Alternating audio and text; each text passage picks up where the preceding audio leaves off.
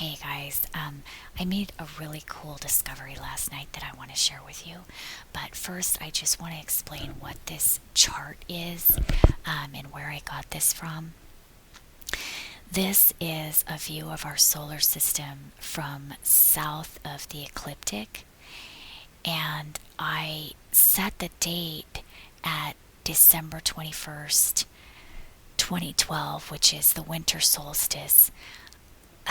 That's the date when Earth's North Pole is facing exactly away from the sun, and then in the summer, it's facing toward the sun, and in the winter, it's facing away, as you know. We have the 12 constellations of the ecliptic out on the outer edge of the solar system. So if we turn it around, we can see that on the winter solstice, Earth is between the ecliptic constellations of Gemini and Taurus.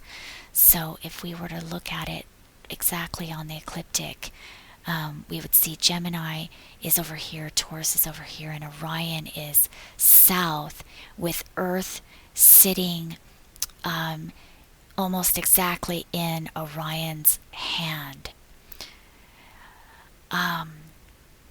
So if Earth was a person facing the sun, Earth's right hand would be at Gemini, and its left hand would be at Taurus.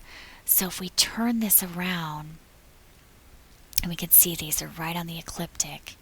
If we turn this all the way around and look from Earth's perspective, then our right hand would be at Gemini and our left hand would be at Taurus, and Orion would be right here.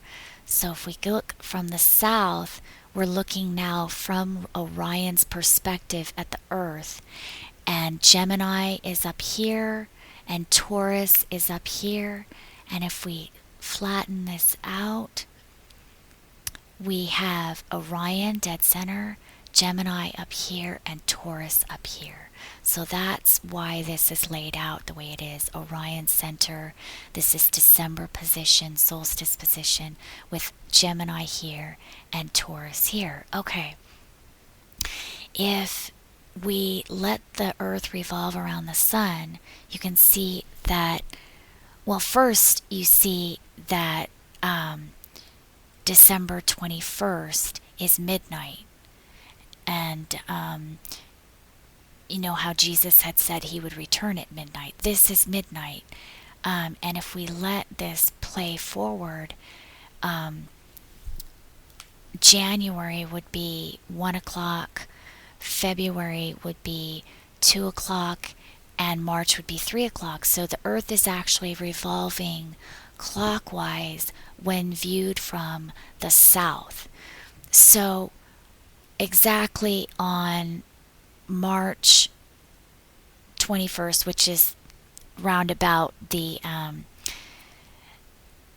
spring equinox, which is when the axis is, aligned this way, the Earth is exactly at 3 o'clock in the third month when viewed from south of the ecliptic. So that's why I have this chart set up that way, from the southern view of the solar system. But also, remember how the Jews had said in their ancient text that Genesis 6:3, when God told Noah after the flood that humans would be without God for 120 years. And then remember in Deuteronomy 31, it said that Moses will be 120 years old in the year of the restitution.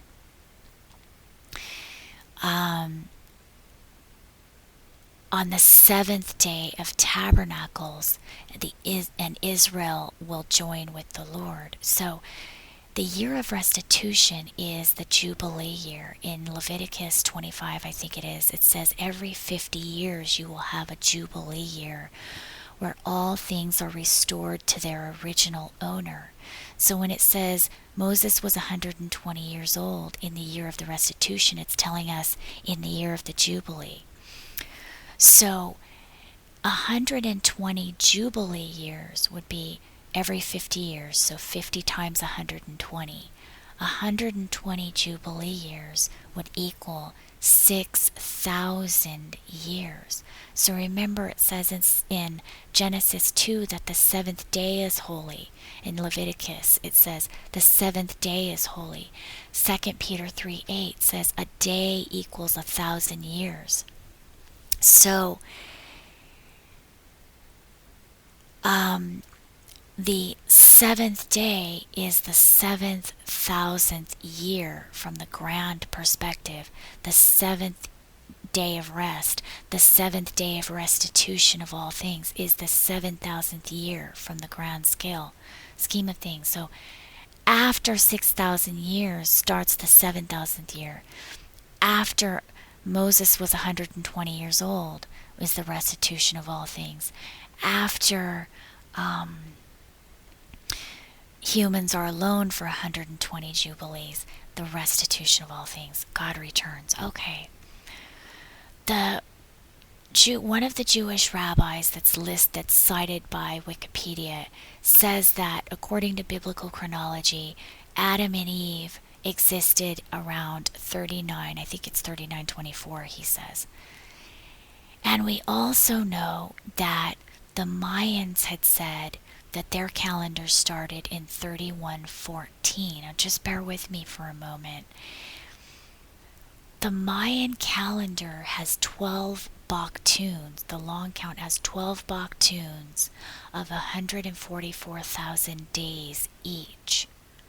Remember, in the book of Revelation, it said 144,000 will be chosen off the earth from the 12 tribes of Israel. So 144,000 chosen from the 12 tribes of Israel. And the Mayan calendar says 144,000 days in each of the 12 Baktuns. I realize that there's a lot of negative propaganda attacking the Mayans, but is it possible that that's a deception? Remember, it says that Christ will reign on earth for 1,000 years, and after that the serpent will come. And in Revelation 12 it says the serpent is the deceiver, the one who deceives the whole world, who accuses the brethren of Christ. So is it possible that the Mayans are the brethren of Christ that have been accused falsely by the serpent, the deceiver? Look at them today. They're a peaceful people, and they still live just like they lived thousands of years ago. Is that possible, that all those stories are lies? If you research a little bit, you'll find that that word that archaeologists claim means human sacrifice, it actually means the opening of the mouth, which can mean to speak. So what they're trying to say means human sacrifice actually means to speak. I don't want to go into that, but I just wanted to point out, keep that in mind, that just because there's these lies being spread around doesn't mean it's true. There's a time period between here and here where archaeologists say they believe Mesopotamia started between 4500 BC and 4000 BC. The rabbi says Adam and Eve exist right here, about 3900 BC.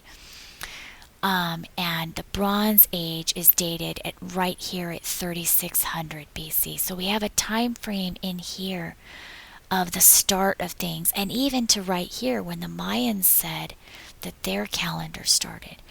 So what occurred to me last night was that maybe Christ travels the whole earth in that 1,000-year reign and doesn't just stay in one place, but travels the whole earth and visits every culture in that 1,000-year reign.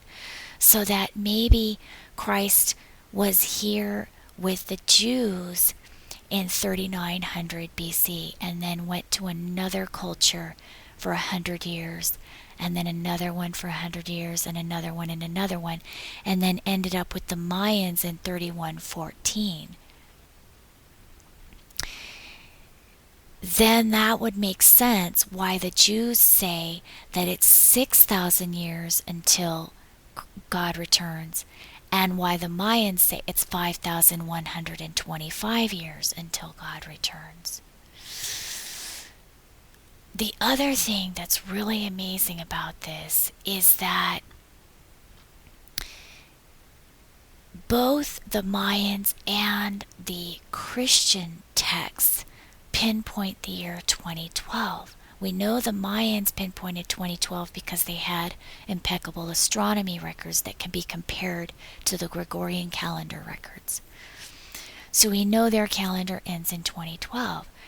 But we also know that the Christian texts pinpointed the year 2012. And why? You can watch my last video. Because Revelation 12 gives us an astronomical configuration in the sky that matches the date October 16th, 2012. And October 16th is the last day of the Jewish 7th month, which is their holy month. And it is also the 7th fulfillment of 7 scriptural fulfillments this fall.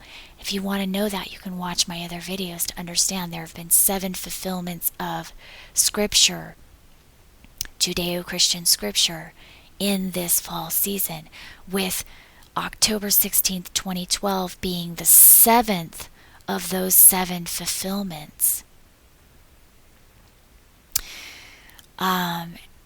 Happening right here. This is the fulfillment of Revelation 12.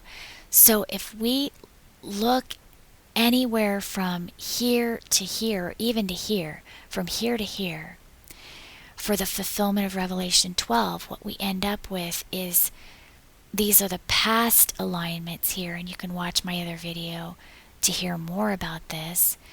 But most of them are not exact, and these are all in the past. The ones we have now are the one tomorrow, which is exact. We have another one in 2072 that's not exact, and it's not right because the sun has to be the sun is the bridegroom, so it has to be right here. It's not exact in 2072, it's not exact in 2100. It's not exact, or it's not even right in 2100, and it's not even right in 2072. In 2454, it's not exact because Saturn's down here, not quite, waiting to devour. You can watch my other videos to understand. In 2690, it's not exact either. And in 2719, it's not even right. And in 2926, it's not exact, and Saturn is way down here. So you can see that in the next 1,000 years, 2012 is the most exact fulfillment of Revelation 12. Which I don't think is a coincidence that both the Mayans pinpointed the year 2012 and the Christians pinpointed the year 2012, even though most Christians don't realize the year is pinpointed, because I haven't heard anyone else talking about it up till now. So that's just fascinating. And then remember that Christ also said that it says, in Revelation, it says, I am the Alpha and the Omega, the first and the last. So the first 1,000 years and the last 1,000 years. And remember, the Jewish feasts match perfectly in the first month of their year and the 7th month. So the first month matches the 7th month, and the first is the last. Also, one last thing. The serpent comes right here after the 1,000 years is over and deceives the whole world. Remember, it says in Scripture that the serpent makes himself as God. And so also, wouldn't the serpent make God's people as devils? So that the first in the serpent's world is the last in God's world. But when God returns, the first, the serpent who made himself first, will become the last. And the last will become the first. So everything's opposite right now. Everything's backward. So I just wanted to share that with you guys, and I hope you're having a great day. I'm out of time. I have to go, so bye-bye.